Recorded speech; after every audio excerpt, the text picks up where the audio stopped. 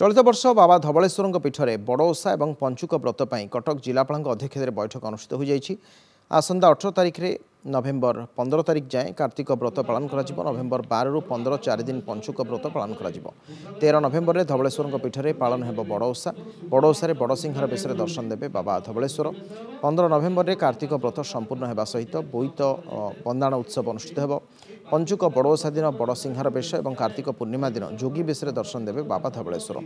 श्रद्धालुओं भिड़ को आखि आगे रखी प्रशासन पक्ष प्रस्तुत रही जिलापाल समस्त निर्देश देते। बैठक में स्वास्थ्य परिमल ट्राफिक और सुरक्षा व्यवस्था उपर गुरुत्व दि जाएगी।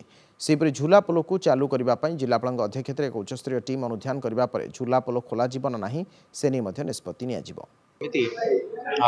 भाविक माने जो आसवा और जीवा सिक्योरिटी सहित केमी भल हे से गोटे सब कलेक्टर और एडिशनल एसपी आसिकी निजे देखिकी निज बुलिकी देखिकी सेटा डिसाइड करेंगे। से भितर पूजक मानकर भी किसी भी किसी समस्या अच्छी तो सी भी केमी आम एडजस्ट करा को लेकिन गोटे डिसीजन हम। सेकेंडली ए वर्ष सब पूजक माने कहते कि केमी आमर जो बेश हुए सेटा हमें बाहरी एलईडी जरिया रे ताकू लगाएगा माने लाइव स्ट्रीमिंग टाइप रे करिबा।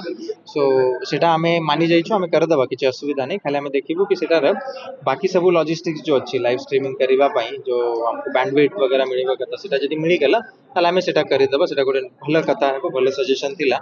एटा पवित्र कार्तिक पुण्य एवं धवलेश्वर पई आज जो बाबा धवलेश्वर पीठ रे माननीय कलेक्टर आमर कटकर अध्यक्षतार मीटिंग होता प्रिपेयर मीटिंग होता एथि आम पुलिस तरफ डिटेल अरेंजमेंट हम से प्रस्तुति बैठक मत आज होता परवर्ती प्रस्तुति बैठक आम पुलिस तरफ गोटे कर डिटेल अरेंजमेंट हम एवं ब्रीफिंग रिहर्सल हम। ब्रीफिंग रे आपन डिटेल जणा दिया जिवो केते को साइड रे केते पुलिस अरेंजमेंट करा हिची।